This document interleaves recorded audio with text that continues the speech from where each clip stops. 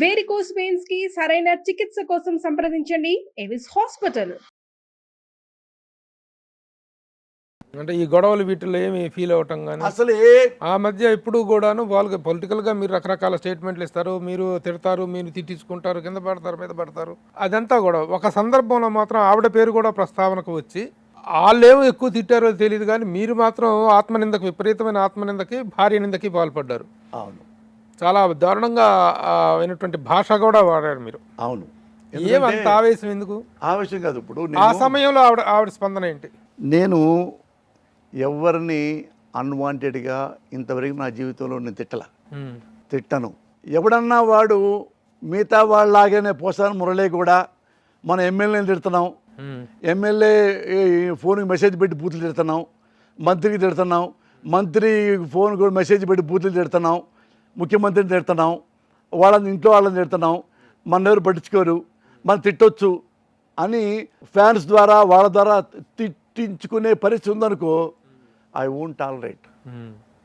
అమ్మో వాళ్ళు ఇట్లా వాళ్ళని క్వశ్చన్ చేసినందుకు ఇలా తిట్టేశారు అని ఇట్లా భయపడి ఏడ్చేవాడిని కాదు. చూసుకున్నాను ఇది వీడికి అంటే ఎప్పుడు నన్ను గుర్తుపెట్టుకోండి, ఒక తిట్టు వలన, ఒక బూతు వలన సమాజం నాశనం కాదు. ఒక బూతు పని వల్ల, ఒక వెన్నుపోటు వల్ల, ఒక దుర్మార్గం వల్ల, ఒక ప్రభుత్వం పడగొట్టడం వల్ల వీటి వలన సమాజ నాశనం అవుద్ది, మోరల్స్ పోతాయి తప్పితే ఓ తిట్టు వలన సమాజం పాడైపోదు. చాలామంది అంటుంటారు తిట్లు మంత్రి కొడాలి నాని, పేరు నాని, పేర్లు చెబుతుంటారు. మళ్ళీ వాళ్ళు పోసాను మురళి. నేను ఎప్పుడు తిట్టను, నేను ఎప్పుడు రియలైజ్ చేస్తా, డిమోరలైజ్ చేయను. ఇది ఉన్నానుకో, ఇది చేసావు తప్ప కాదా, దానికి యూ హ్యావ్ టు బేర్. నువ్వు ఆన్సర్ చెప్పు. నేను పోసాను మురళి ఇలా అడిగాడు మన్నయ్య అంటే మన తప్పు అయితే నోరు మూసుకోండి, రియలైజ్ అవ్వండి. తప్పు లేదనుకోండి ప్రశ్నలు పెట్టండి. పోసాని ఇలా అన్నావు, అది కరెక్ట్ కాదు, ఎలా జరిగింది, అది అలా జరిగింది. అప్పుడు నేనేమవుతాను, రియలైజ్ అవుతా. రియలైజ్ అయితే నెక్స్ట్ నేనే ప్రశ్న పెట్టి సారీ చెప్తా. ఎస్, మీరు ఒకటి, నేను నా సూటి ప్రశ్న ఒకటి ఏంటంటే, నేను మీరు అపోజిషన్లో ఎవరిని తిట్టారో, ఏ కారణంగా కాంట్రవర్సీ వచ్చిందో అదంతా పక్కన పెట్టేసేద్దాం, అది అయిపోయిన గొడవ. కానీ ఆ రోజున మీరు మీ శ్రీమతి మీద కూడాను ఒక అన్వాంటెడ్ లాంగ్వేజ్ వాడేసి నా భార్య ఎట్లా, నా భార్య అనుకుంటారు అని మాట్లాడారు. అది మీరు అనుకుంటారు, అది మీ కర్మ, మా కర్మ కాదు. అది ఆత్మనింద లాంటిదే పాల్పడ్డాను. ఆత్మనిందేం కాదు, మేమేంటి చెప్పాం సొసైటీకి, నేనేంటి, నా భార్య ఏంటి, నా బిడ్డలేంటి నేను చెప్పా సొసైటీకి. నాకు సిగ్గెందుకుంటుంది, తప్పు చేసేవాడు సిగ్గుపడాలి, వాళ్ళు ఫీల్ అవ్వాలి, నేను ఫీల్ అవుతాను. ఆ కాంట్రవర్సీలో మీ ఆవిడ మిమ్మల్ని ఏమనలేదు, మేమీ ఫీల్ అవ్వలేదు. ఆవిడకి ఏమీ తెలియదు. అది ఇప్పుడు నా సెల్కి కదా ఫోన్ వచ్చింది, వాళ్ళు పబ్లిక్ లేని తిట్టలేదు కదా, నేనే పబ్లిక్ చేశా. ఎందుకంటే వీళ్ళ అవతారాలు తెలియాలని, ఇకనైనా బుద్ధిగా ఉంటాడని. అర్థమైందా? నా సెల్కి వచ్చింది అంటే వాళ్ళు ఏమనుకున్నారు, పోసాని సెల్లికి బూతులు తిడుతూ మన వాళ్ళతో ఫోన్ చేపిస్తే ఆడు గడగడ ఉనిగిపోయి వామ్మో పిల్లల్ని తిట్టారు, వామ్మో బిడ్డలు తిట్టారు, వాడిని ఇంకా ఆడవాళ్ళు తిట్టారు, భయపడిపోయి మూసేసుకొని జోలు పెట్టేసుకొని తెలియనట్టుగా మళ్ళీ మామూలుగా ఉంటారు, ఇక మన జోలికి రాడు అనుకున్నారు వాళ్ళు. I'm not that kind of person, I'm human being. నేను సెన్సిటివ్గా ఉండేవాడిని, సిన్సియర్గా ఉండేవాడిని. నేను ఎప్పుడు మోసం చేయలే, నేను ఎప్పుడు వెనుప్పుడు మడవలా, నేను ఎప్పుడు పార్టీలు మారలా. నేను ఇండిపెండెంట్. పోసానికి ఇష్టపడి నేను హ్యూమన్ బీయింగ్ని, హ్యూమన్ బీయింగ్ కానీ నేను ప్రవర్తిస్తా. మనిషి లక్షణాలే నాలో ఉన్నాయి.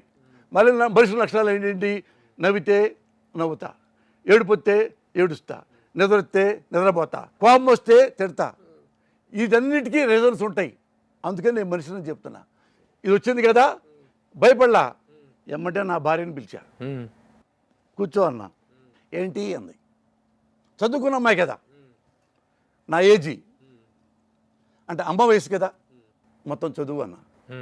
చూసుకుంది, నన్ను తిట్టింది, ఆమెను తిట్టింది, అన్ని చూసింది కదా, చూసింది. ఒక సెకండే బురుగుటి అంటారే ఇట్లా ముడుచుకుంటారు, ఇట్లా ఇట్లా అనుకుంది, ఐబ్రో లిఫ్టింగ్ లాగా ఇట్లా పెట్టింది. అక్కడ టీ తీసుకొస్తాను, తాగి రిలాక్స్ అవ్వండి, ఇలాగ వెళ్ళిపోయింది. మదర్ ప్రామిస్లో ఏం తెలుగు వెళ్ళిపోయి నేను అక్కడే కూర్చున్నా. ఇందు చూసింది, మా ఆవిడ ఏం ఫీల్ అవుతుంది అని నాకు తెలుసు. ఎందుకంటే ఏ రోజు పెళ్ళయిందో పెళ్ళికి ముందే మేము ఇద్దరం మాట్లాడుకున్నాం అట్లా. అర్థమైందా? పెళ్ళప్పటికి పోసాను ఇంత అగ్రెసివ్ కాదుగా, ఇంత అదిగా ఎప్పుడు ఒకటే, మీకు తెలియదు అది. నేను నాగార్జునలో చదువుకున్నా, యూనివర్సిటీ జనరల్ సెక్రటరీగా ఉన్నాను. ఆ రోజుల్లో నాకు ఎమ్మెల్యే టికెట్ ఆఫర్ చేశారు. అప్పటి నుంచి ఉండింది. అంటే ఎలా ఉన్నాను అప్పటి నుంచి? అప్పటి నుంచి ఇప్పటివరకు పోసాని కృష్ణమూర్తి అనేవాడు మనిషిగానే ఉన్నాడు. జంతు ప్రవర్తన లేదు, పశు ప్రవర్తన లేదు, పక్షి ప్రవర్తన లేదు, అక్కు పక్షి ప్రవర్తన లేదు, మనిషిగానే నడుస్తున్నా. అందుకనే దేవుడు నాలో నిలిచాడు, ధర్మం నాతో నడుస్తుంది. అది చూసి ఇద్దరు తాగాం టీ తాగారా, రిలాక్స్ అవ్వండి, మీ పని మీరు చూసుకోండి అని వెళ్ళిపోయింది. నువ్వు రియల్ ఎస్టేట్ వ్యాపారం పెట్టుకున్నావు, ఏమన్నా చేసుకో, మా సంబంధం లేదు. నువ్వు కాఫీ హోటల్ పెట్టుకున్నావు, నువ్వు కాఫీ నీ హోటల్లో బాగుంటే తాగుతారు, బాగోకపోతే ఇంకో హోటల్కి వెళ్తారు. అలాగే నువ్వు ఒక పార్టీ పెట్టుకుంటావు, పరిశీలిస్తారు. పార్టీ ఎవరి కోసం పెట్టుకుంటున్నావు? ప్రజల కోసం పెట్టుకుంటున్నావు. అంటే మా కోసం పెట్టుకుంటున్నావు. ఏమేం చెబుతున్నావు? I can bring the stars from the sky అని నువ్వు చెబుతున్నావు. ఇంకోటి ఏం చెప్తాడు? హైదరాబాద్లో సముద్రం లేదు, నేను సముద్రం తీసుకొస్తా, నాకు ఓటేస్తే అంటాడు. అవి మేము ప్రశ్నిస్తాం. ఎవడిని? నేను భారతీయుడిని, ఎబవాల్ పౌరుణ్ణి. పౌరుడు మోడీని ప్రశ్నించట్లేదా మనం? కాంగ్రెస్ను ప్రశ్నించట్లేదా? ఇందిరాగాంధీని ప్రశ్నించలేదా మనం? అందరూ ఎమర్జెన్సీ పెట్టిన ఇందిరాగాంధీని ప్రశ్నించారే, జయప్రకాష్ నారాయణ లాంటి వాళ్ళు. అలాగే నువ్వు మా కోసం జనాల్లోకి వస్తున్నావు. నువ్వు ఇలా ఉంది కదా మరి, అలా ఎందుకు ఇలా చేసావు కదా మరి, అలా చేసావు కదా మరి అంటే హుందాగా ప్రశ్నలోకి వచ్చి ఎస్ ఐ డిడ్ మిస్టేక్, ఇక మిస్టేక్ చేయను, మీ దండం పెడతాం మేము. సరే, ఇక రచయితగా, నటుడుగా, నిర్మాతగా ఈ జర్నీ అంతా తెలిసినటువంటిది. అన్ని ఇప్పుడు ఎఫ్డిసి చైర్మన్షిప్ అనేటువంటి దాని దగ్గర నుంచి మనం మొదలు పెట్టుకుంటే, ఎఫ్డిసి చైర్మన్షిప్ అనేటువంటిది ఈ నామినేషన్ పోసాని కృష్ణమురళి పార్టీకి చేసినటువంటి సేవలకి, జగన్ పట్ల ఉన్న లాయల్టీకి గుర్తింపుగా వచ్చినటువంటి ఒక గౌరవం, అంతేనా? చెప్పండి. అదే కదా. గతంలో ఒకసారి ఇంటర్వ్యూ చేసినప్పుడు కూడా ఎలాంటి పదవులు నేను ఆశించడం లేదు, అలాంటి పదవులు నాకు వద్దు, నేను తీసుకొని, నాకు అవసరం లేదని కూడా చెప్పారు మీరు, నా ఇంటర్వ్యూలోనే చెప్పారు. ఇప్పుడు మరి ఆ పదవిని యాక్సెప్ట్ చేయడానికి మెయిన్ కారణం ఏంటి? ఒత్తిడా, లేకపోతే మీ ఇంట్రెస్టా? ఒత్తిడి ఏం లేదు, ఇంట్రెస్ట్. నాకేం ఇంట్రెస్ట్? మనం దానివల్ల మనకు వచ్చే లాభాలు ఏమి లేవు. ఏమైనా వ్యాపారమా? అదేమన్నా నాకు వ్యాపారం కాదు, బాధ్యత, సేవ, నథింగ్ బట్ సర్వీస్. రాజకీయ నాయకులు చాలామందిని ఇష్టపడతాం.